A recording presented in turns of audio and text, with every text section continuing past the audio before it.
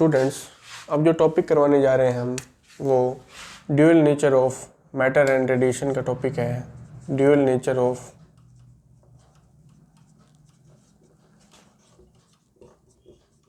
Matter and radiation.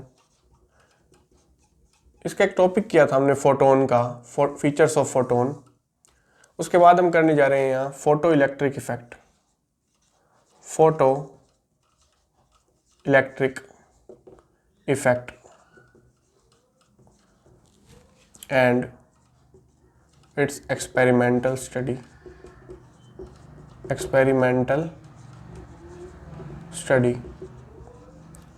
Student, topic है हमारा photo electric effect. Photo electric effect में हम फोटो इलेक्ट्रिक इफेक्ट करने से पहले हम फ्री इलेक्ट्रॉन्स के बारे में बताना चाहेंगे कि फ्री इलेक्ट्रॉन्स क्या होते हैं।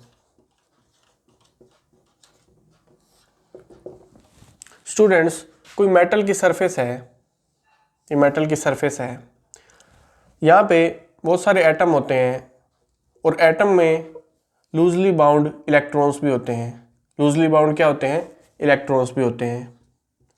तो फ्री इलेक्ट्रॉन्स क्या होते हैं? Loosely bound electrons, loosely bound electrons और वैलेंस शेल इलेक्ट्रॉन। स्टूडेंट्स, जो आउटर शेल होती है एटम की,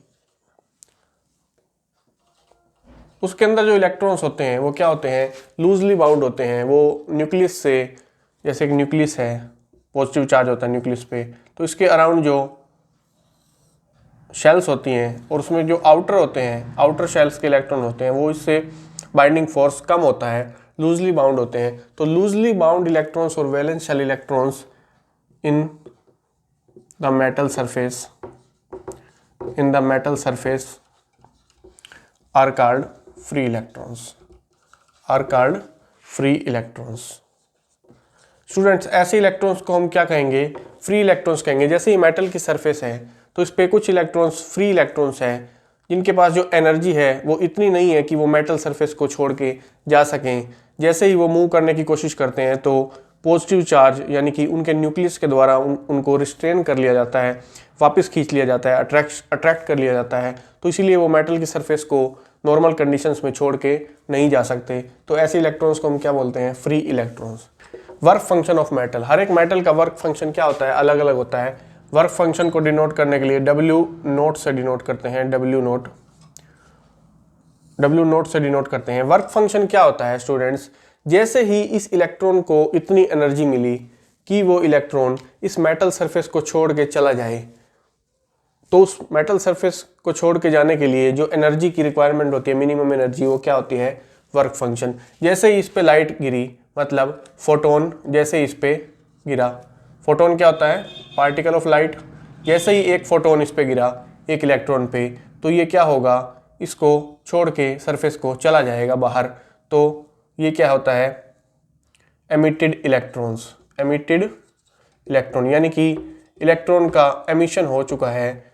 जैसे ही ये फोटोन की एनर्जी मिली, रेडिएशन की एनर्जी मिली, तो इलेक्ट्रॉन क्या हुआ? इसको छोड़ के रिस्ट्रेनिंग फोर्स को ओवरकम करके मेटल की सरफेस से निकल गया। तो वो एनर्जी जो इलेक्ट्रॉन्स को मिली वो क्या होती है? Work function. वर्क फंक्शन क्या होती है? द मिनिमम एनर्जी, वो कम से कम एनर्जी, यानी कि इतनी एनर्जी तो उसके मिलनी चाहिए कि वो मेटल की सरफेस को छोड़ जाए। The minimum energy possessed by the electron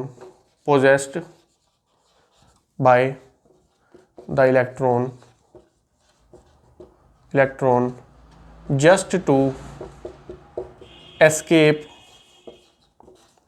from the surface of metal, is called work function of the metal। यानी कि ये एनर्जी है तो इसकी यूनिट क्या होगी? Electron volt. Its unit is electron volt. क्या होती है इसकी यूनिट? Electron volt. और हम पहले बता चुके हैं कि एक इलेक्ट्रॉन वोल्ट कितने के बराबर होता है? एक इलेक्ट्रॉन वोल्ट हमें पता है 1.602 इंटू 10⁻⁻19 जूल के बराबर होता है। एक टर्म आती है electron emission. Electron emission, electron का एमिशन क्या होता है? The emission of electron from the surface of metal is called electron emission. The emission of, इसकी डेफिनेशन आए तो ये लिख सकते हैं, the emission of electrons from the surface of metal is called electron emission. उसको क्या कहा जाता है? Electron emission. यानी कि मेटल की सरफेस पे जो लूजली बाउंड इलेक्ट्रॉन्स हैं उस पे फोटोन की बम्बार्डमेंट की जाती है। तो एक फोटोन जैसे ही गिरेगा तो वो एक इलेक्ट्रॉन को क्या करेगा? इजेक्ट कर देगा। तो उसको इलेक्ट्रॉन्स को क्या बोलेंगे? Emitted electron. जो इलेक्ट्रॉन बाहर निकल जाएगा उसको क्या बोलेंगे? Emitted electron. यानी एक फोटोन एक इलेक्ट्रॉन को इजेक्ट करेगा और दो फोटोन दो इलेक्ट्रॉन को इजेक्ट करेंगे। तो ये है इलेक्ट्रॉन एमिशन। और इलेक्ट्रॉन एमिशन के भी टाइप होते हैं। The energy possessed by the electron, यानी कि जो इलेक्ट्रॉन मेटल सरफेस में है उसको जो एनर्जी मिल रही है possessed by the electron can be supplied by the following processes। यानी कि अब जो प्रोसेस बताने वाले हैं उसमें से किसी के थ्रू भी एनर्जी इलेक्ट्रॉन को मिल सकती है। तो वो प्रोसेस क्या है? उसके बेस पे 4 टाइप के एमिशन हैं। तो 4 टाइप के एमिशन कौन से हैं? सबसे पहला है थर्म आयनिक एमिशन। सबसे पहला क्या है? थर्म आयनिक एमिशन। थर्म आयनिक यानी कि नाम से ही पता लग रहा है जो एनर्जी उसे मिलेगी तो वो लाइट एनर्जी नहीं होगी, वो क्या होगी? वो थर्मल एनर्जी होगी। क्या होगी? थर्मल एनर्जी होगी। It is the emission of electrons from the surface of metal, when it is heated suitably। यानी कि उसको अच्छी तरह से जब हीट किया जाता है तो उससे जो एमिशन होगा वो क्या होगा? थर्म आयनिक एमिशन। और जो इलेक्ट्रॉन बाहर निकलेंगे तो उनको क्या कहेंगे? एंड द emitted electrons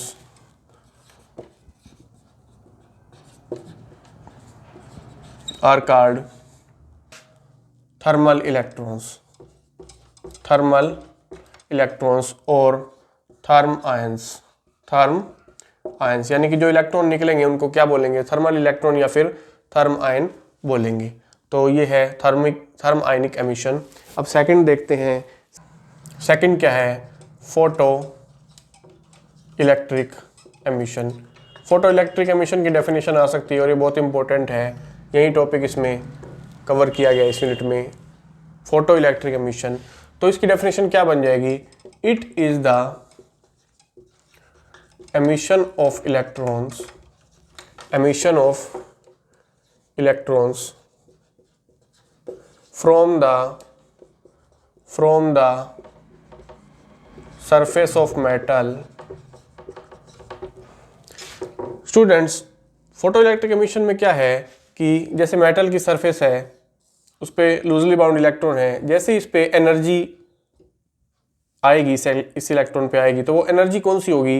वो लाइट रेडिएशन की फॉर्म में होगी, वो फोटोन की एनर्जी होगी। तो इससे जो इलेक्ट्रॉन निकलेगा वो क्या होगा? Photo electrons. क्या होगा? Photo electron. यानी कि it is the emission of electrons from the surface of metal when radiation of suitable frequency falls on it। यानी कि जब रेडिएशन, इतनी फ्रिक्वेंसी तो उसकी होनी चाहिए कि वो इलेक्ट्रॉन को इजेक्ट कर सके, यानी कि जो एनर्जी होती है वो डायरेक्टली प्रोपोर्शनल क्या होती है, फ्रिक्वेंसी की, यानी कि इतनी फ्रिक्वेंसी तो होनी चाहिए कि उसमें इतनी एनर्जी तो होनी चाहिए कि वो इलेक्ट्रॉन को इजेक्ट कर सके, उसके वर्क फंक्शन के बराबर तो उसकी एनर्जी होनी ही चाहिए। तो सुटेबल फ्रिक्वेंसी की अगर वो रेडिएशन है तो ही वो इजेक्ट कर पाएगी। तो इसकी डेफिनेशन क्या है, it is the emission of electron from the surface of metal when radiation of suitable frequency falls on it is called photoelectric emission, and the emitted electrons are called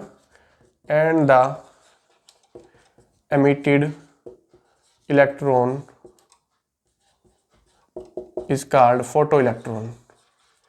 क्या कहा जाएगा, photo electron. Third क्या है student, field emission. Field emission क्या है, इसमें हम electric field apply करेंगे, यानी एनर्जी का जो सोर्स होगा वो क्या होगा, इलेक्ट्रिक एनर्जी होगी। तो इसमें क्या होगा, it is the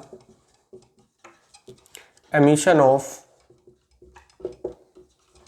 electrons from the surface of metal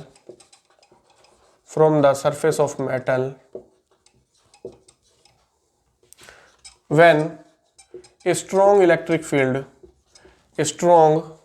field यानी कि एक इतना स्ट्रॉन्ग इलेक्ट्रिक फील्ड किसके कंपेरेबल, 10⁸ वोल्ट पर मीटर, इलेक्ट्रिक फील्ड की यूनिट है ये, इज अप्लाइड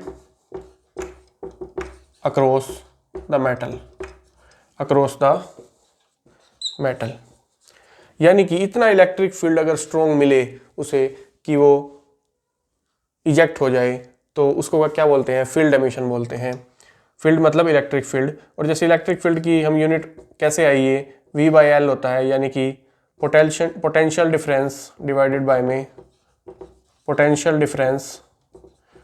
बाय में लेंथ होता है, यानी कि लेंथ। तो इसकी यूनिट क्या बन जाएगी, वोल्ट। V की यूनिट क्या होती है, पोटेंशियल डिफरेंस की वोल्ट, और L की लेंथ की मीटर। तो ये इलेक्ट्रिक फील्ड की यूनिट आई। तो इतना इलेक्ट्रिक फील्ड अगर इसे मिले तो उसका एमिशन हो पाएगा। तो उस प्रोसेस को हम क्या बोलेंगे, फील्ड एमिशन बोलेंगे। अब जो फोर्थ देखते हैं, सेकेंडरी एमिशन। फोर्थ में क्या है, सेकेंडरी एमिशन। सेकेंडरी एमिशन में स्टूडेंट्स क्या है, सबसे पहले में हमें क्या बताया कि उसको एनर्जी जो मिली थी वो हीट की फॉर्म में थी। सेकंड में क्या था कि फोटोन की फॉर्म में थी, लाइट रेडिएशन की फॉर्म में थी। थर्ड में क्या था, हमारा फील्ड इलेक्ट्रिक फील्ड की फॉर्म में थी। अब जो फोर्थ है उसमें एनर्जी जो मिलेगी वो फास्ट मूविंग इलेक्ट्रॉन की फॉर्म में होगी, यानी कि सेकेंडरी एमिशन। यानी कि इलेक्ट्रॉन का एमिशन अब कौन करेगा, इलेक्ट्रॉन्स ही इलेक्ट्रॉन्स का एमिशन करेंगे इस प्रोसेस में। तो इसमें क्या है, it is the emission of electrons from the metal surface when fast moving electrons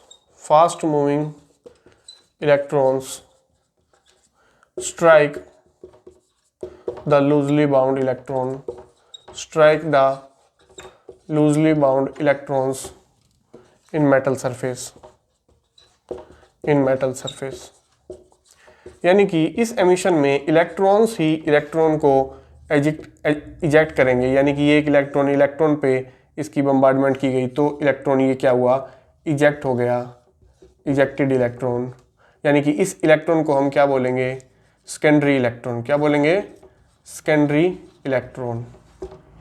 और जो ये इलेक्ट्रॉन जो इंसिडेंट किया गया था उसको क्या बोलेंगे, प्राइमरी इलेक्ट्रॉन। इसमें ये प्राइमरी इलेक्ट्रॉन बन जाएगा और ये जो इलेक्ट्रॉन है ये बाहर निकल के जाएगा, ये क्या बन जाएगा, इजेक्टेड इलेक्ट्रॉन, सेकेंडरी इलेक्ट्रॉन्स बोलेंगे। सबसे पहले फोटो इलेक्ट्रिक इफेक्ट की डेफिनेशन देखेंगे हम। डेफिनेशन क्या है इसकी, डेफिनेशन क्या है फोटो इलेक्ट्रिक इफेक्ट की, it is the phenomenon of emission of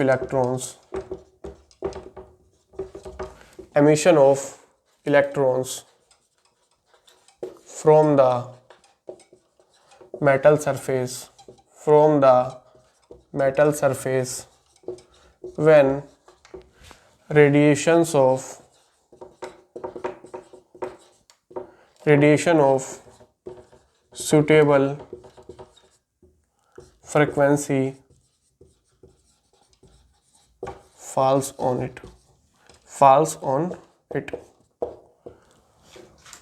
जब सुटेबल फ्रिक्वेंसी की रेडिएशन इलेक्ट्रॉन पे फॉल करेंगी, मेटल सरफेस पे फॉल करेंगी, तो इलेक्ट्रॉन का एमिशन होगा, तो उसको क्या बोलेंगे, फोटो इलेक्ट्रिक इफेक्ट। यानी कि जो फोटोन है वो जब गिरेगा इलेक्ट्रॉन पे तो इलेक्ट्रॉन का क्या होगा, एमिशन हो जाएगा। तो इस केस में हम क्या बोलेंगे, फोटो इलेक्ट्रिक इफेक्ट। और जो इलेक्ट्रॉन्स निकलने वाले हैं उनको क्या बोलेंगे, photo electrons. And the emitted electrons are called photoelectrons। Students, तो ये में कुछ डेफिनेशन है, टर्म याद रखनी है फोटो इलेक्ट्रिक इफेक्ट की। अब करते हैं इसकी एक्सपेरिमेंटल स्टडी कि किस किस तरीके से फोटोन जो फॉल कर रहा है उसकी इंटेंसिटी अगर बढ़ा दें, उसकी फ्रिक्वेंसी अगर बढ़ा दें, तो उस केस में क्या होगा कि फोटो इलेक्ट्रिक इफेक्ट का, कि फोटो इलेक्ट्रिक करंट बनेगा, तो उसमें करंट पे क्या इफेक्ट पड़ेगा, तो ये देखते हैं सभी स्टूडेंट्स। अब देखते हैं इसकी experimental study of photo electric effect. ये हमारा मोस्ट इंपॉर्टेंट टॉपिक है, experimental study of photo electric effect. तो ये टॉपिक है हमारा। सबसे पहले फोटो इलेक्ट्रिक इफेक्ट की डिस्कवरी किसने की थी? The photo electric effect was discovered by the photo electric effect was discovered by hello works. एक साइंटिस्ट था, उसने डिस्कवरी की थी इसकी, और उसको एक्सपेरिमेंटली वेरीफाइड किसने किया था? हर्ट्ज ने। एंड इट वाज एक्सपेरिमेंटली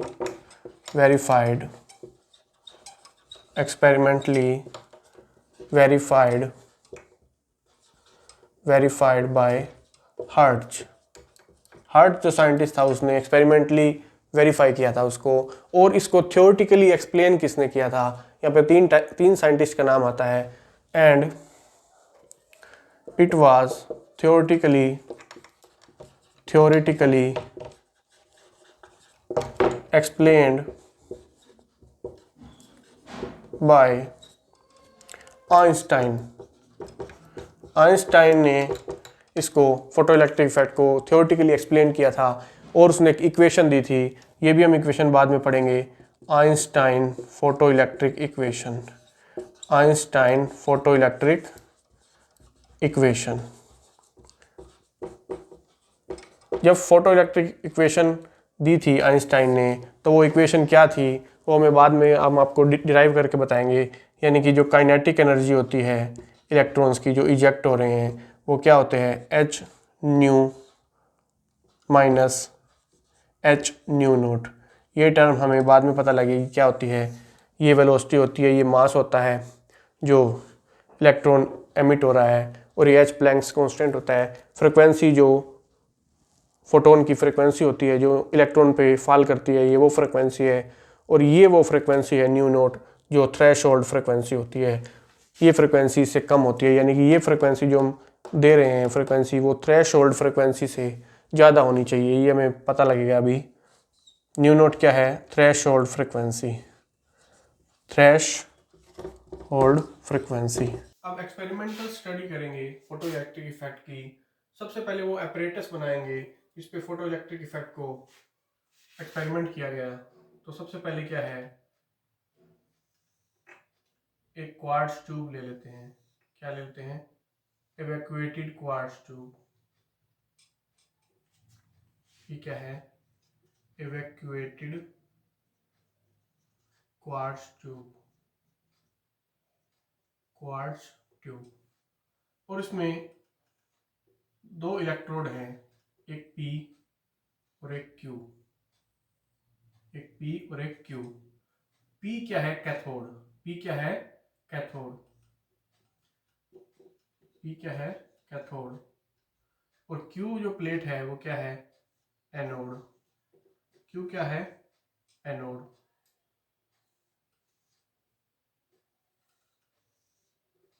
एक यहाँ पे मिली एमीटर ले लेते हैं, क्या ले लेते हैं, मिली एमीटर, जो करंट को मेजर करेगा। जब करंट इस वायर में होगा तो इसको मेजर करेगा, तो ये क्या है, मिली एमीटर, मिली एमीटर। इन दोनों के अक्रॉस, दो एंड्स के अक्रॉस एक वोल्ट मीटर भी लगा लेंगे, क्योंकि वोल्टेज को मेजर करता है वोल्ट मीटर। अब स्टूडेंट्स इसको बैटरी के थ्रू कनेक्ट करेंगे।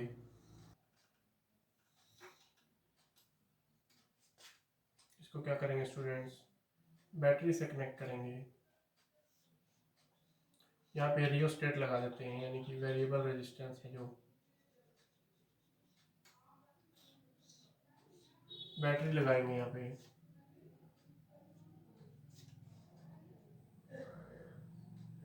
बैटरी कितनी भी हो सकती है आगे, इसकी जो वोल्टेज है।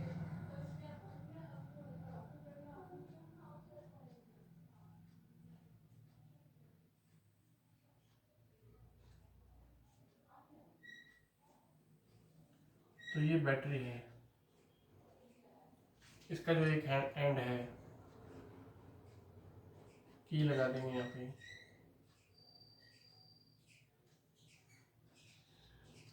एक की यहाँ भी लगा देंगे,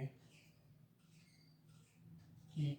फोटो इलेक्ट्रिक इफेक्ट की एक्सपेरिमेंटल स्टडी में हम क्या देखते हैं, दो इलेक्ट्रोड हैं, एक कैथोड और एक एनोड। पी जो इलेक्ट्रोड है वो कैथोड है और क्यू है वो एनोड है। कैथोड, कैथोड मतलब जो कैटायंस को अट्रैक्ट करेगा, और कैथोड पे कौन सी पोलैरिटी होती है, negative polarity. Cathode has negative polarity और एनोड हैज, एनोड क्या, जो एनायंस को अट्रैक्ट करेगा, एनायंस को अट्रैक्ट करेगा। अब कैथोड नेगेटिव पोलैरिटी है, एनोड पॉजिटिव पोलैरिटी है, मतलब कैटायंस क्या होते हैं, प्लस वाले कैटायंस होते हैं, और एनायंस क्या होते हैं, जिन पे नेगेटिव चार्ज होता है वो एनायंस होते हैं। यानी ये कैथोड है, ये पॉजिटिव को अट्रैक्ट करेगा और ये नेगेटिव को अट्रैक्ट करेगा। नेगेटिव मतलब इलेक्ट्रॉन्स को अट्रैक्ट करेगा, ये जो इलेक्ट्रॉन्स होंगे उनको अट्रैक्ट करेगा। और इलेक्ट्रॉन्स कहाँ से निकलेंगे, इलेक्ट्रोड पी से निकलेंगे। जब फोटोन, लाइट रेडिएशन इस पी प्लेट पे पड़ेंगी, फोटोन जब यहाँ इस प्लेट पे पड़ेंगे तो यहाँ के इलेक्ट्रॉन है वो इजेक्ट हो जाएंगे, और इजेक्ट हो जाएंगे तो क्यू पे कौन सी पोलैरिटी है, positive polarity. Anode at positive polarity, यानी बैटरी का पॉजिटिव एंड कनेक्ट है तो इलेक्ट्रॉन्स को अपनी तरफ अट्रैक्ट करेगा। जब इलेक्ट्रॉन्स को अपनी तरफ अट्रैक्ट करेगा तो ये पाथ कंप्लीट हो जाएगा, तो करंट फ्लो स्टार्ट होना शुरू हो जाएगा, मतलब मिली एमीटर में कुछ रीडिंग आने लग जाएगी। तो इसका मतलब ये जो करंट आएगा उसको क्या बोलेंगे, फोटो इलेक्ट्रिक करंट। ये जो करंट आएगा इसको क्या बोलेंगे, फोटो इलेक्ट्रिक करंट। जो करंट फ्लो करेगा उसको क्या बोलेंगे, photo electric current, photoelectric current. अब ये जो करंट है इसकी वैल्यू है वो वेरी कर सकती है, जैसे हमने कितने फोटोन्स डाले, मतलब कितनी इंटेंसिटी, अगर लाइट रेडिएशन की इंटेंसिटी बढ़ा दें तो फोटो इलेक्ट्रिक करंट पे क्या इफेक्ट पड़ेगा, और अगर इसकी फ्रिक्वेंसी बढ़ा दें यानी कि इसकी एनर्जी बढ़ा दें, इस रेडिएशन की एनर्जी बढ़ा दें। ये कौन सी रेडिएशन है, incident radiation, incident light radiation.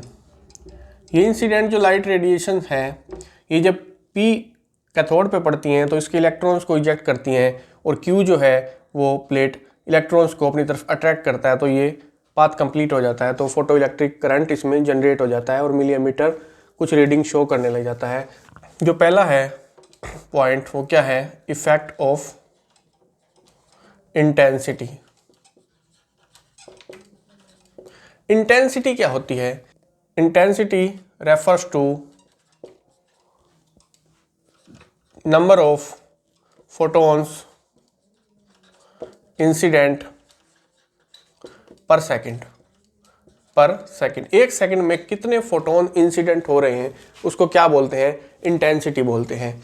और जैसे ही हमने इंटेंसिटी बढ़ाई तो एक फोटोन जो होता है, one photon ejects one electron, one electron, one electron. एक फोटोन एक इलेक्ट्रॉन को इजेक्ट करेगा, दो फोटोन दो इलेक्ट्रॉन को इजेक्ट करेंगे। अगर n नंबर्स ऑफ फोटोन है तो n नंबर ऑफ इलेक्ट्रॉन को इजेक्ट करेंगे। और करंट क्या होता है, चार्ज बाय टाइम। जितने ज़्यादा इलेक्ट्रॉन्स होंगे, चार्ज क्या होता है, हमने जो फर्स्ट यूनिट में क्वांटाइजेशन ऑफ चार्ज पढ़ा है, तो चार्ज जो होता है वो प्लस माइनस n ही होता है। एक इलेक्ट्रॉन पे कितना चार्ज है और number of electrons divided by में t। E क्या है, charge on one electron, charge on one electron. n क्या है, number of electrons, number of electrons. t क्या है, टाइम, t क्या है, टाइम। मतलब इलेक्ट्रॉन्स, नंबर ऑफ इलेक्ट्रॉन्स ज़्यादा होंगे तो चार्ज भी ज़्यादा होगा, चार्ज ज़्यादा होगा तो करंट भी ज़्यादा होगा। मतलब एक फोटोन ने एक इलेक्ट्रॉन को इजेक्ट किया, ज़्यादा फोटोन होंगे, ज़्यादा इंटेंसिटी होंगी, more the intensity the higher will be the photoelectric current. तो इसे क्या है, क्या लिख सकते हैं हम, higher the intensity of incident radiation, of incident radiation, greater will be the photoelectric current, greater will be the photoelectric current, photoelectric current। यानी जो फोटो इलेक्ट्रिक करंट है वो इंटेंसिटी के डायरेक्टली प्रोपोर्शनल है। मतलब नंबर ऑफ इलेक्ट्रॉन्स उतने ही eject होंगे जितने फोटोन्स इंसिडेंट होंगे, और फोटोन्स कितने इंसिडेंट होंगे पर सेकंड, वो उसकी इंटेंसिटी कहलाती है। तो अगर आप इसके बीच में ग्राफ ड्रा करना चाहें फोटो इलेक्ट्रिक करंट और इंटेंसिटी के बीच में, तो वो ग्राफ कैसा होगा,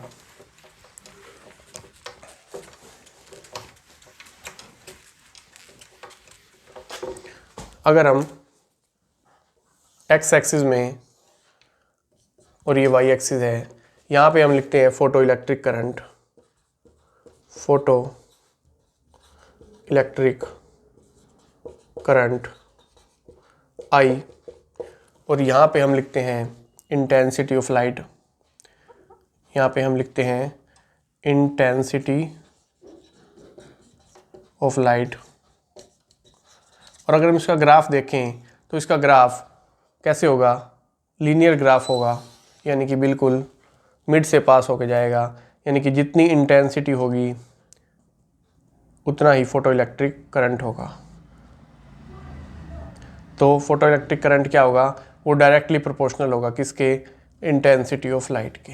photo electric current, photoelectric current is directly proportional to intensity. और डायरेक्टली प्रोपोर्शनल का यही ग्राफ होता है कि इंटेंसिटी ज़्यादा होगी तो करंट भी क्या होगा, ज़्यादा होगा। तो ये है इफेक्ट ऑफ इंटेंसिटी। यहाँ पे फ्रिक्वेंसी की बात नहीं हो रही है, वेवलेंथ की बात नहीं हो रही है, सिर्फ इंटेंसिटी की बात हो रही है। यानी कि ज़्यादा फोटोन्स आएंगे, वो ज़्यादा इलेक्ट्रॉन्स को इजेक्ट करेंगे तो ज़्यादा करंट बनेगा। That's it. अब सेकंड देखते हैं, इफेक्ट ऑफ पोटेंशियल। सेकंड क्या है, इफेक्ट ऑफ पोटेंशियल। पोटेंशियल कौन सा, जो हम इस बैटरी से दे रहे हैं पोटेंशियल, प्लेट Q को पोटेंशियल दे रहे हैं, तो एनोड पोटेंशियल हम कह सकते हैं कि एनोड को हम पॉजिटिव पोटेंशियल जितना दे रहे हैं। तो अब जो है पोटेंशियल का इसका ग्राफ देखें हम, इस तरफ हम लिख देते हैं पोटेंशियल, इस तरफ हम क्या लिख देते हैं, पोटेंशियल कह सकते हैं, एनोड पोटेंशियल भी लिख सकते हैं। और इस तरफ हम क्या करते हैं, photo electric current, photoelectric current यानी कि I। और ये है क्या है, पोटेंशियल V। इसका जब हम ग्राफ ड्रा करते हैं तो जैसे ही इसका पोटेंशियल बढ़ाया हमने, पॉजिटिव और पॉजिटिव दिया इसको, तो क्या करेगा, ये इलेक्ट्रॉन्स को और पावर से अट्रैक्ट करने लग जाएगा, तो करंट बढ़ेगा। सिंपल सी बात है, करंट बढ़ेगा। लेकिन इसका जो ग्राफ है वो लीनियर नहीं होगा। क्यों नहीं होगा, क्योंकि अगर इसको और पोटेंशियल देंगे तो और इलेक्ट्रॉन्स को ये स्पीड से अपनी तरफ अट्रैक्ट करेगा। एक ऐसा टाइम आएगा जब सारे के सारे इलेक्ट्रॉन्स इजेक्ट हो जाएंगे, तो करंट क्या हो जाएगा, सैचुरेटेड हो जाएगा। मतलब कि आगे करंट पोटेंशियल कितना ही बढ़ाते जाओ तो करंट नहीं बढ़ेगा। तो इसका ग्राफ किस तरह से आएगा, क्योंकि ये जो पोटेंशियल है पॉजिटिव भी हो सकता है और नेगेटिव भी हो सकता है। हमने इसको पॉजिटिव दिया तो ये इलेक्ट्रॉन को अट्रैक्ट करने लग जाएगा, अगर हमने यहाँ पे नेगेटिव दे दिया इसको तो इलेक्ट्रॉन्स को रिपेल करने लग जाएगा, मतलब कि आते हुए इलेक्ट्रॉन्स को रोक देगा। तो इसका ग्राफ जो बनेगा वो किस तरह का बनेगा, इस तरह का बनेगा इसका ग्राफ। इस तरह का ग्राफ बनेगा, क्यों बनेगा, अब देखो फोटो इलेक्ट्रिक करंट जब पोटेंशियल जीरो कर दिया हमने, एक बार पॉजिटिव दे रहे थे फिर हमने जीरो कर दिया, हमने पोटेंशियल जीरो कर दिया, फिर भी उसमें करंट रहेगा, फिर भी इतना करंट रहेगा। क्यों, क्योंकि इलेक्ट्रॉन्स मूव कर चुके हैं तो करंट क्या होगा, वो रहेगा। अब करंट कब जीरो होगा, फोटो इलेक्ट्रिक करंट कब जीरो होगा, यानी इलेक्ट्रॉन्स जो आ रहे हैं उनको रोकना होगा तो ही तो करंट जीरो होगा। उन आते हुए इलेक्ट्रॉन्स की जो काइनेटिक एनर्जी है उनको जीरो करना होगा, उनको रोकना होगा। उनको कौन रोक सकता है, जब यहाँ पे नेगेटिव पोटेंशियल देंगे।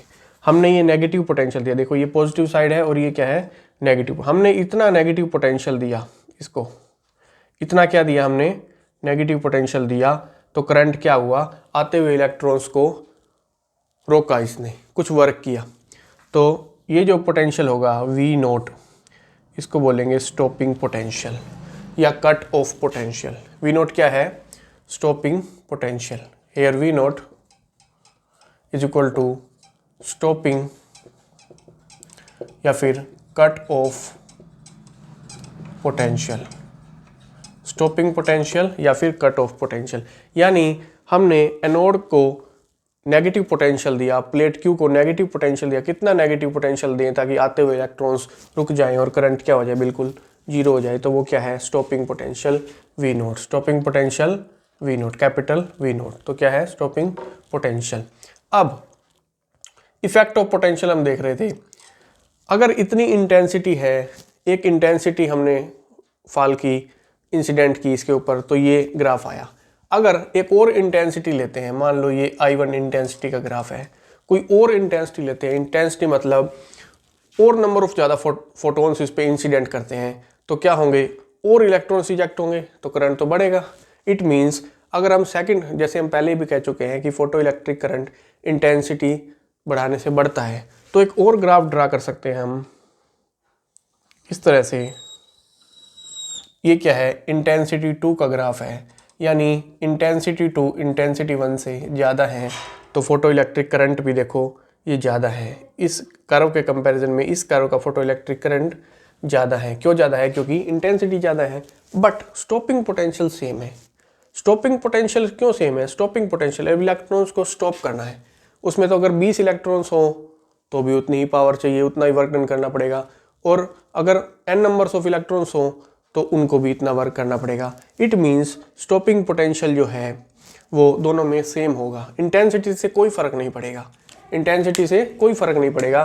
बट फ्रिक्वेंसी क्या है इसमें, ν1 इज इक्वल टू ν2, फ्रिक्वेंसी दोनों केस में बराबर है, और वेवलेंथ दोनों केस में क्या है, बराबर है। फ्रिक्वेंसी या वेवलेंथ, फ्रिक्वेंसी बराबर होगी तो वेवलेंथ अपने आप बराबर होगी। फ्रिक्वेंसी और वेवलेंथ दोनों बराबर है, बट इंटेंसिटी क्या है, ज़्यादा है। ज़्यादा इंटेंसिटी से ज़्यादा फोटो इलेक्ट्रिक करंट होगा, बट कट ऑफ पोटेंशियल क्या होगा, दोनों का सेम होगा। स्टॉपिंग पोटेंशियल दोनों के केस में क्या होगा, सेम होगा। अगर इंटेंसिटी ज़्यादा है, इंटेंसिटी कम है, स्टॉपिंग पोटेंशियल पे कोई फ़र्क नहीं पड़ेगा, क्योंकि जो स्टॉपिंग पोटेंशियल है वो इसको वर्क करना है इलेक्ट्रॉन्स को रोकने के लिए, और वो इलेक्ट्रॉन्स की वेलोसिटी पे ही डिपेंड करता है सिर्फ, ना कि नंबर ऑफ इलेक्ट्रॉन्स पे। ग्राफ हमने देखा, ग्राफ कैसा था इसका,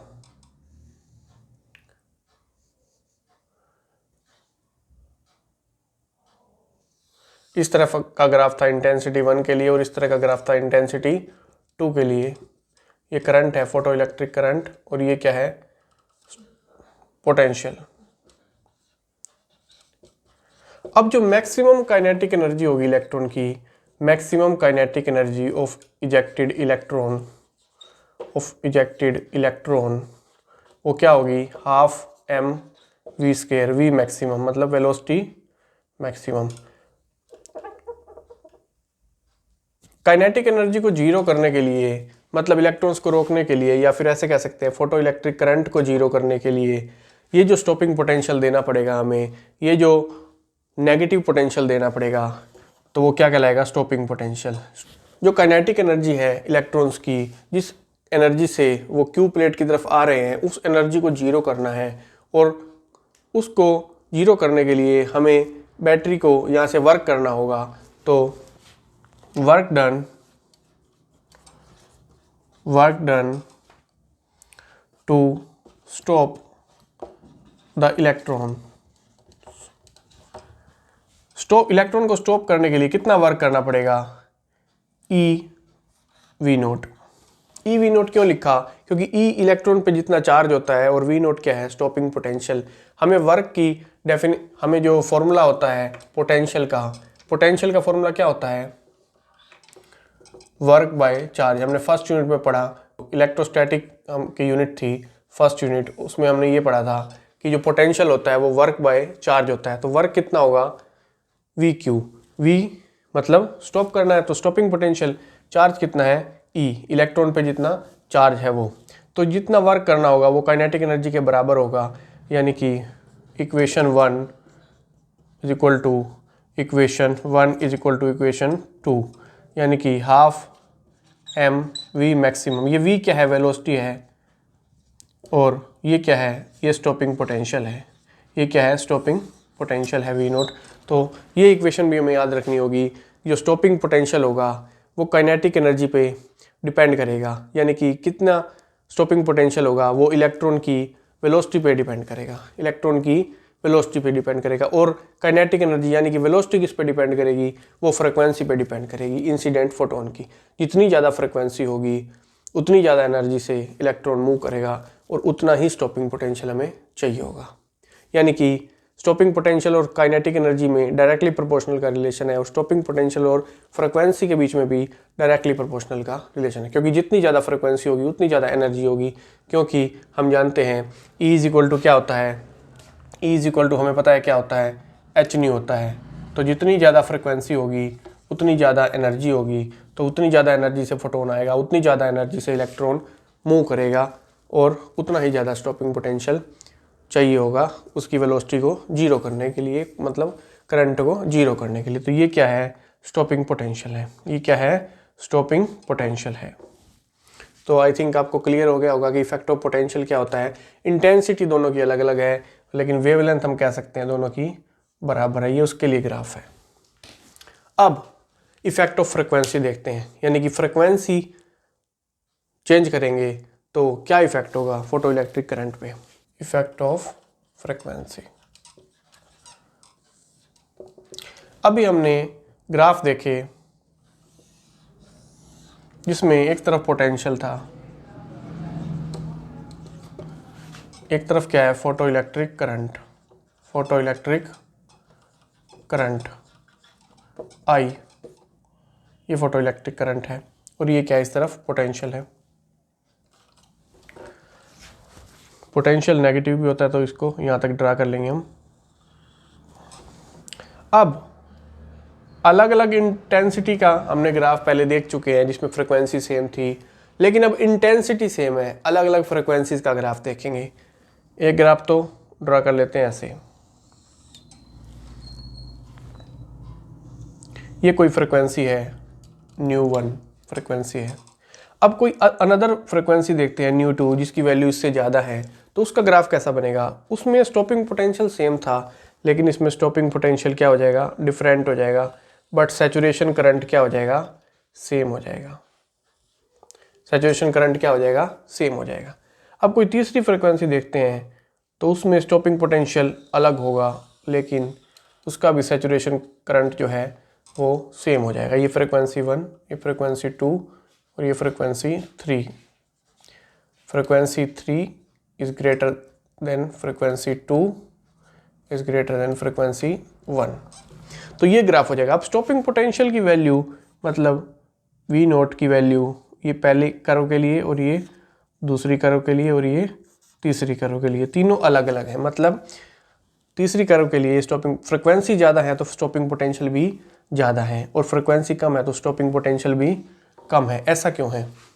क्योंकि फ्रिक्वेंसी ज़्यादा है, फोटोन की फ्रिक्वेंसी ज़्यादा है, रेडिएशन की फ्रिक्वेंसी ज़्यादा है, फ्रिक्वेंसी ज़्यादा है तो एनर्जी ज़्यादा है। E इक्वल टू एच नहीं होता है, एनर्जी ज़्यादा है। एनर्जी ज़्यादा एनर्जी से फोटोन आएगा तो इलेक्ट्रॉन को इजेक्ट करके वो सारी की सारी एनर्जी उसको काइनेटिक एनर्जी दे देगा, इलेक्ट्रॉन को काइनेटिक एनर्जी दे देगा।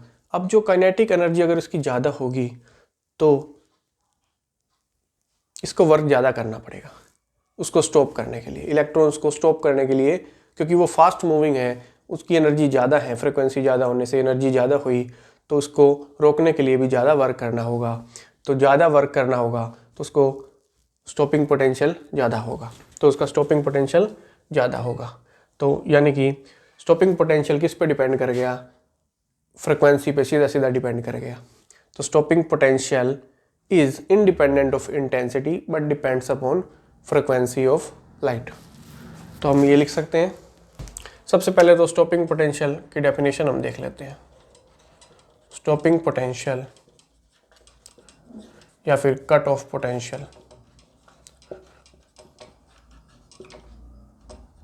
वी नोट, इसकी अगर डेफिनेशन आ जाती है तो हम क्या लिखेंगे, द नेगेटिव पोटेंशियल, यानी कि नेगेटिव पोटेंशियल देंगे प्लेट क्यू को, negative potential given to anode in order to stop moving electrons or in order to make photoelectric current zero, make photoelectric current zero. Photoelectric current को zero करने के लिए, यानी कि इलेक्ट्रॉन्स को stop करने के लिए जितना हमें नेगेटिव पोटेंशियल देना होगा उसको क्या कहेंगे, is called stopping potential, is called stopping potential. तो ये हमें इसकी डेफिनेशन याद रखनी है। या फिर कट ऑफ पोटेंशियल, यानी कि करंट कट ऑफ हो जाएगा अगर हम स्टॉपिंग पोटेंशियल को अप्लाई कर देंगे तो ये है इसकी डेफिनेशन। अब स्टॉपिंग पोटेंशियल किस पे डिपेंड करेगा,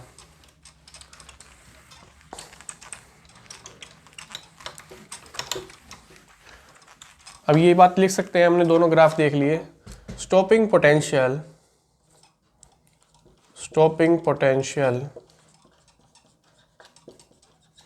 is independent of intensity of light, intensity of incident light, radiation, but depends upon frequency या फिर वेवलेंथ भी कह सकते हैं, और वेवलेंथ ऑफ इंसिडेंट रेडिएशन। यानी कि फ्रिक्वेंसी पे तो डिपेंड करेगा, वेवलेंथ पे तो डिपेंड करेगा, लेकिन इंटेंसिटी पे डिपेंड नहीं करेगा स्टॉपिंग पोटेंशियल। तो स्टॉपिंग पोटेंशियल, यानी कि हम इसको वी नोट भी लिख सकते हैं, वी नोट बोलते हैं stopping potential, is directly proportional to frequency, is directly proportional to frequency. और हम ऐसे भी कह सकते हैं कि वेवलेंथ के क्या होगा, इन्वर्सली प्रोपोर्शनल, क्योंकि फ्रिक्वेंसी और वेवलेंथ आपस में क्या है, इन्वर्सली प्रोपोर्शनल होते हैं। तो फ्रिक्वेंसी के तो डायरेक्टली प्रोपोर्शनल होगा, लेकिन वेवलेंथ के इन्वर्सली प्रोपोर्शनल होगा। तो ये है हमारा स्टॉपिंग पोटेंशियल का कंसेप्ट। सबसे पहले ये एक मेटल सरफेस है, यहाँ पे इलेक्ट्रॉन है, इसके ऊपर लाइट की रेडिएशन पड़ी, तो ये इलेक्ट्रॉन यहाँ से निकलने के लिए तैयार हो गया। इलेक्ट्रॉन यहाँ से लेके यहाँ तक इजेक्ट हो ही चुका है, उसके बाद वो मूव करने लगा वेलोसिटी v से, वो वेलोसिटी v से, और काइनेटिक एनर्जी हाफ mv² से। सबसे पहले इसको एनर्जी मिली h न्यू, इसको क्या मिली एनर्जी, h न्यू। तो ये जो एनर्जी है इसको मिली, ये 2 पार्ट्स में डिवाइड हो जाएगी। एनर्जी का कुछ पार्ट इसको इजेक्ट करने के काम आएगा, जो कि उसका वर्क फंक्शन बोला जाएगा, जो कि उसका क्या बोला जाएगा, वर्क फंक्शन। और जो एनर्जी बच गई वो काइनेटिक एनर्जी में कन्वर्ट हो जाएगी इलेक्ट्रॉन की, इसको निकाल के सरफेस से उसकी काइनेटिक एनर्जी में कन्वर्ट हो जाएगी। तो इतना क्या हुआ, वर्क फंक्शन। इतना क्या हुआ, वर्क फंक्शन। और वर्क फंक्शन जो होता है वो क्या होता है, H nu naught, H nu naught. तो H nu is equal to H nu naught plus half M v square, plus half M v square. Here nu क्या है, frequency given to the metal surface. कितनी frequency दी गई incident radiation के द्वारा। और new note क्या है, threshold frequency, threshold frequency. Students, threshold frequency का कंसेप्ट अभी देखते हैं क्या होता है। और वी क्या है, हाफ एम वी स्क्वायर क्या है, काइनेटिक एनर्जी ऑफ इजेक्टेड या फिर एमिटेड इलेक्ट्रॉन्स। इलेक्ट्रॉन के एमिट हो जाने के बाद उसकी जो काइनेटिक एनर्जी हुई वो हाफ एम वी स्क्वायर है। अब थ्रेशोल्ड फ्रिक्वेंसी क्या है, थ्रेशोल्ड यानी कि दहलीज, दहलीज के उस पार घर में एंटर हो जाते हैं। तो इसी तरह से थ्रेशोल्ड फ्रिक्वेंसी वो दहलीज है, वो फ्रिक्वेंसी है, वो मिनिमम फ्रिक्वेंसी है। अगर उससे कम फ्रिक्वेंसी दी तो इलेक्ट्रॉन का एमिशन नहीं होगा। अगर एमिशन हमें करवाना है तो या तो थ्रेशोल्ड फ्रिक्वेंसी के बराबर देनी होगी फ्रिक्वेंसी, ये जो फ्रिक्वेंसी है, या फिर उससे ज़्यादा देनी होगी। तो थ्रेशोल्ड फ्रिक्वेंसी की डेफिनेशन देखते हैं। Threshold frequency, threshold frequency new note, इसकी डेफिनेशन बहुत इंपॉर्टेंट है। The minimum frequency, minimum frequency for a metal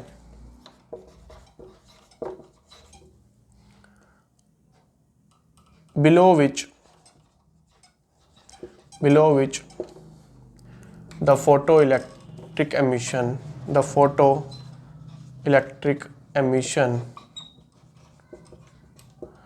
not take place is called threshold frequency. ये इंपॉर्टेंट, बहुत इंपॉर्टेंट डेफिनेशन है कि थ्रेशोल्ड फ्रिक्वेंसी वो मिनिमम फ्रिक्वेंसी है जिसके नीचे, बिलो विच, अगर उसके नीचे हमने फ्रिक्वेंसी दी तो फोटो इलेक्ट्रिक एमिशन का फिनोमिनन नहीं एग्जिस्ट करेगा, नहीं हो पाएगा। तो ये क्या है, थ्रेशोल्ड फ्रिक्वेंसी है। ये क्या है, थ्रेशोल्ड फ्रिक्वेंसी है। जो एनर्जी दी फोटोन के द्वारा उसका कुछ पार्ट उसके वर्क फंक्शन में कन्वर्ट हो गया, ये, और जो बाकी बची एनर्जी वो उसकी काइनेटिक एनर्जी में कन्वर्ट हो गई। तो यही क्या है, Einstein photoelectric equation. Einstein photoelectric equation, इसको हम क्या लिख सकते हैं, आइंस्टाइन फोटो इलेक्ट्रिक इक्वेशन। यानी कि हाफ एम वी स्क्वेयर जो होता है, काइनेटिक एनर्जी जो होती है वो H new minus H nu note. ये क्या है, आइंस्टाइन फोटो इलेक्ट्रिक इक्वेशन। यानी कि जो काइनेटिक एनर्जी हमें फाइंड आउट करनी है, एच की वैल्यू हमें पता है प्लैंक्स कांस्टेंट की, ये वो फ्रिक्वेंसी है जो स्टार्टिंग में दी जाएगी मेटल सरफेस को, और ये वो फ्रिक्वेंसी है, ये हर एक मेटल की अपनी अपनी अलग अलग होगी थ्रेशोल्ड फ्रिक्वेंसी। तो इस तरह से हम फाइंड आउट कर सकते हैं आइंस्टाइन फोटो इलेक्ट्रिक इक्वेशन। अब जो देखते हैं वो laws of photoelectric emission, photoelectric emission, laws of photoelectric emission. और ये भी बहुत इंपॉर्टेंट लॉ है, इसके बिना ये टॉपिक अधूरा है, laws of photoelectric emission. तो वो देखते हैं। स्टूडेंट्स, फर्स्ट लॉ में क्या बताया गया है कि इंटेंसिटी के बारे में बताया गया है कि photo electric current directly proportional होगा किसके, इंटेंसिटी के। तो क्या है, for a given metal and given frequency, यानी कि फ्रिक्वेंसी क्या है, फिक्स है, of radiation, number of photo electrons ejected, number of photo electrons emitted per second is directly proportional to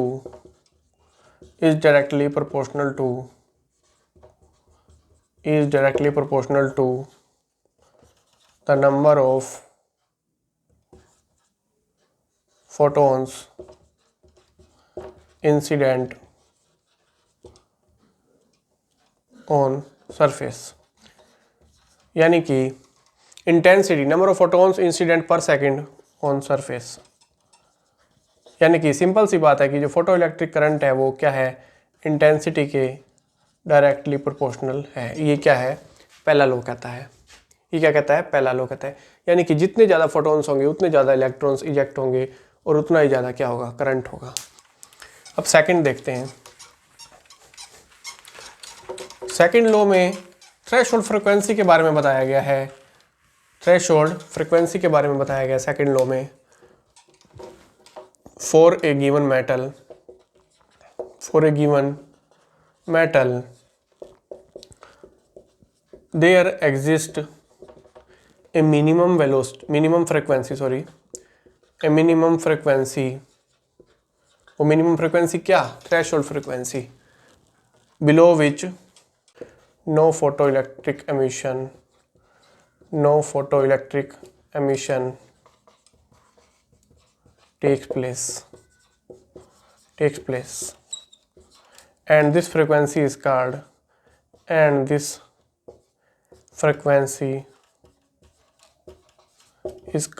threshold frequency।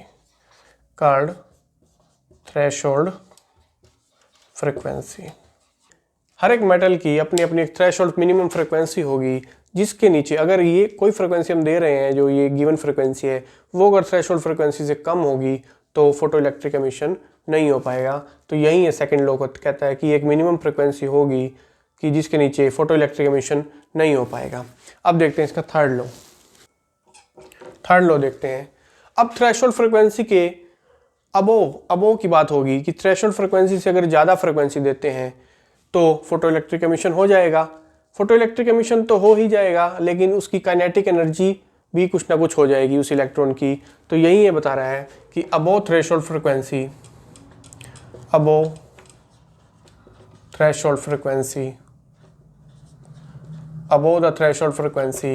The maximum kinetic energy of photo electron, जो electron eject होकर जाएगा उसको क्या बोलेंगे, photo electron. Maximum kinetic energy of photo electron is independent of, हमने पहले ये पढ़ा है कि जो काइनेटिक एनर्जी होगी या फिर जो स्टॉपिंग पोटेंशियल होगा वो इंटेंसिटी पर डिपेंड नहीं करेगा, जबकि फ्रीक्वेंसी पे डिपेंड करेगा। Maximum kinetic energy of photo electron is independent of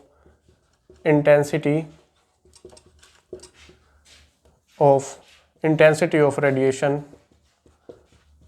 but depends upon the frequency,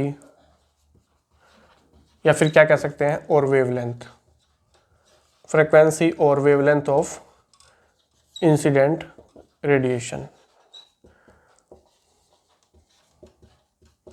इसको समझने की कोशिश करते हैं कि जो मैक्सिमम काइनेटिक, अब जो थ्रेशोल्ड फ्रीक्वेंसी से ज़्यादा फ्रीक्वेंसी दे दी तो कुछ पार्ट तो वर्क फंक्शन में हो गया कन्वर्ट, लेकिन जो बच गई एनर्जी वो क्या करेगी, वो काइनेटिक एनर्जी में बन जाएगी उसकी इलेक्ट्रॉन की। अब जो काइनेटिक एनर्जी होगी, कितने फोटॉन्स इंसिडेंस हो रहे हैं उस बात पर डिपेंड नहीं करेगी, जबकि फ्रीक्वेंसी पर डिपेंड करेगी। यानी कि कह सकते हैं सीधी सीधी एनर्जी पर डिपेंड करेगी। अगर तो एनर्जी ज़्यादा दे रहे हैं, मतलब फ्रीक्वेंसी ज़्यादा होगी तो ही एनर्जी ज़्यादा होगी। अगर एनर्जी ज़्यादा दे रहे हैं, अगर फ्रीक्वेंसी ज़्यादा है तो काइनेटिक एनर्जी भी ज़्यादा होगी। और काइनेटिक एनर्जी क्या होगी, फ्रीक्वेंसी के डायरेक्टली प्रोपोर्शनल होगी। फ्रीक्वेंसी के क्या होगी, फ्रीक्वेंसी के डायरेक्टली प्रोपोर्शनल, या ऐसे कह सकते हैं कि वेवलेंथ के इन्वर्सली प्रोपोर्शनल होगी, ये भी कह सकते हैं हम। यानी कि इंटेंसिटी पे डिपेंड नहीं करेगी और फ्रीक्वेंसी और वेवलेंथ पे वो डिपेंड करेगी। तो ये इसका थर्ड लॉ। अब फोर्थ देखते हैं। फोर्थ लॉ क्या है, इसके टाइम के बारे में बताएगा कि इसमें कितना टाइम लगेगा इस प्रोसेस में होने में। The process of photoelectric emission is an instantaneous process, instantaneous process, यानी कि इस प्रोसेस को होने में कुछ टाइम नहीं लगेगा। जैसे ही फोटॉन्स इंसिडेंस हुआ वैसे ही इलेक्ट्रॉन इजेक्ट हो जाएगा। तो मतलब कुछ टाइम लैग नहीं होगा, बहुत कम टाइम लैग होगा इसमें। The time lag between the incidence of radiation, incidence of photon and emission of photo electron and emission of photo electron, जो इलेक्ट्रॉन एमिट होके जाएगा उसको क्या बोलेंगे, photo electron. Time lag between incidence of photon and emission of photo electron is 10⁻⁹ second, which is very small, which is very small. यानी कि ये जो एमिशन का प्रोसेस है वो क्या है, बहुत फास्ट है, कि इसमें टाइम लैग बहुत कम लगेगा, इंस्टेंटेनियस प्रोसेस है। तो ये इसका फोर्थ लॉ है। ये चारों लॉ हमें याद होने चाहिए। फर्स्ट लॉ में क्या बताया इसने, फर्स्ट लॉ में इंटेंसिटी वाला बताया कंसेप्ट कि फोटो इलेक्ट्रॉन्स जो एमिट होंगे वो फोटॉन्स पे डिपेंड करेंगे, यानी कि जो फोटो इलेक्ट्रॉन्स एमिट होंगे पर सेकंड, वो जितने फोटॉन्स पर सेकंड गिर रहे हैं उतने ही इलेक्ट्रॉन्स एमिट होंगे। और सेकंड में क्या बताया, सेकंड में बताया इसने कि एक थ्रेशोल्ड फ्रिक्वेंसी से नीचे अगर कोई हम वैल्यू देते हैं फ्रिक्वेंसी की, तो उस केस में फोटो इलेक्ट्रिक एमिशन नहीं होगा, वो एग्जिस्ट नहीं करेगा। और थर्ड में क्या बताया कि अगर थ्रेशोल्ड फ्रिक्वेंसी के ऊपर फ्रिक्वेंसी दे दी तो जो मैक्सिमम काइनेटिक एनर्जी है वो किसका फंक्शन बन जाएगा, फ्रिक्वेंसी या फिर वेवलेंथ का फंक्शन होगा, वो इंटेंसिटी पे डिपेंड नहीं करेगा। Kinetic energy is independent of the intensity. और फोर्थ पॉइंट में ये बताया कि इसमें कितना टाइम लगेगा, ये जो प्रोसेस है इंस्टेंटेनियस प्रोसेस है। तो ये इसने बताया। अब देखते हैं इन्हीं चारों लॉज को आइंस्टाइन फोटो इलेक्ट्रिक इक्वेशन के बेस पे एक्सप्लेन करते हैं वन बाय वन। टॉपिक क्या है, explanation of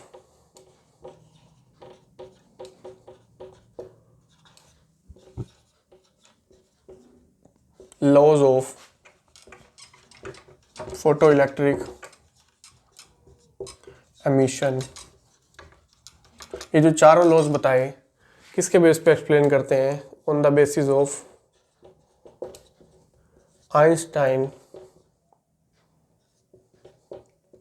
photo electric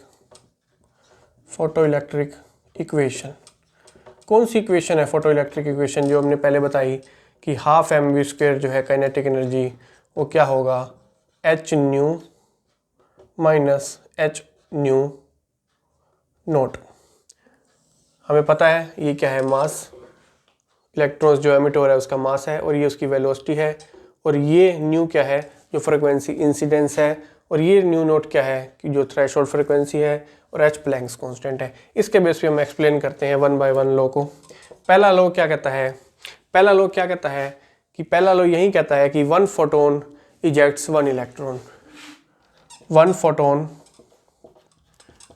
ejects one electron. एक फोटोन की एनर्जी कितनी होगी, एच न्यू होगी। तो इसी तरह से जैसे जो क्वांटम का प्लूरल होता है वो क्या होता है, क्वांटा। तो यानी कि बहुत सारे क्वांटा होंगे उसमें, लाइट रेडिएशन में बहुत सारे क्वांटा होंगे, या फिर कह सकते हैं in case of light it is called photon, it is called photon.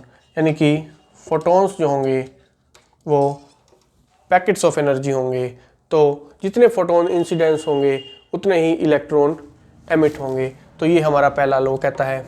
तो उसके बेस पे हो गया एक्सप्लेन कि जो फोटो इलेक्ट्रॉन्स एमिट होंगे वो डायरेक्टली प्रोपोर्शनल किसके होंगे, जो फोटोन्स हमारे इंसिडेंस हो रहे हैं।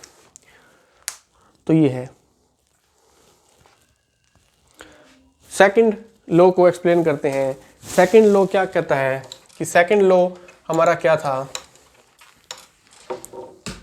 सेकंड लॉ क्या कहता था हमारा कि थ्रेशोल्ड फ्रिक्वेंसी के नीचे फ्रिक्वेंसी होगी तो फोटो इलेक्ट्रिक एमिशन नहीं होगा। यानी कि इफ जो फ्रिक्वेंसी गिवन है न्यू वो लेस देन है थ्रेशोल्ड फ्रिक्वेंसी से, यानी कि ये जो फ्रिक्वेंसी है ये लेस देन है, तो इक्वेशन क्या बन जाएगी हमारी, H कॉमन आ जाएगा, न्यू माइनस न्यू नोट, यानी कि ये फ्रिक्वेंसी जो गिवन फ्रिक्वेंसी वो थ्रेशोल्ड से भी कम है।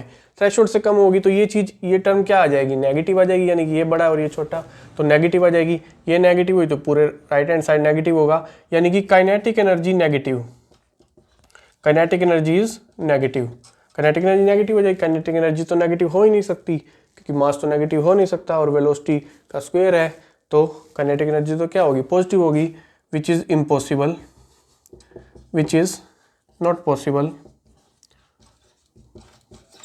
hence photoelectric emission does not take place। जब ये पॉसिबल ही नहीं है तो इस फ्रिक्वेंसी से कम पे फोटोइलेक्ट्रिक एमिशन नहीं होगा। So photoelectric emission does not take place, photoelectric emission does not take place, यानी कि ये बात सही है सेकंड लॉ कि अगर ये फ्रिक्वेंसी कम होगी तो ऐसा पॉसिबल ही नहीं हो सकता कि फोटो इलेक्ट्रिक एमिशन हो जाए। अब देखते हैं इसका थर्ड लॉ। थर्ड लॉ में क्या बताया, थर्ड लॉ में उसने क्या बताया, थर्ड लॉ ने कि फ्रिक्वेंसी ज़्यादा है above the threshold frequency, above the threshold frequency, यही बताया उसने कि अबव द थ्रेशोल्ड फ्रिक्वेंसी, जब फ्रिक्वेंसी ये ज़्यादा है इससे तो काइनेटिक एनर्जी ये पॉजिटिव हो गया ये टर्म, तो काइनेटिक एनर्जी पॉजिटिव होगी तो ये पॉसिबल हो सकता है फोटो इलेक्ट्रिक एमिशन। अब जो काइनेटिक एनर्जी आई, अब जो काइनेटिक एनर्जी आई वो किसका फंक्शन बन गई, सिंपल फ्रिक्वेंसी का फंक्शन बन गई। तो यही तो उसने बताया कि फ्रिक्वेंसी पे डिपेंड करता है, वेवलेंथ पे डिपेंड करता है और इंटेंसिटी पे डिपेंड नहीं करता है, यानी कि जितनी एनर्जी होगी उतनी काइनेटिक एनर्जी होगी, जितनी फ्रिक्वेंसी होगी उतनी काइनेटिक एनर्जी होगी। तो ये है थर्ड। और फोर्थ है, फोर्थ को एक्सप्लेन करते हैं। फोर्थ क्या है, हमने बताया कि इंस्टेंटेनियस प्रोसेस है। इंस्टेंटेनियस प्रोसेस मतलब कुछ भी टाइम नहीं लगेगा उसमें, टाइम लैग जो बहुत कम होगा। तो ये क्यों होगा, क्योंकि ये जो उनका इलास्टिक कोलिजन होगा, इनका क्या होगा, there is elastic collision, there is elastic collision between incident photon and electron in metal surface, electron in metal surface, metal surface में जो इलेक्ट्रॉन है और फोटोन का क्या होगा, इलास्टिक कोलिजन होगा, यानी कि जैसे ही उसने एनर्जी दी वो एनर्जी पूरी की पूरी क्या हो जाएगी, एब्जॉर्ब कर लेगा।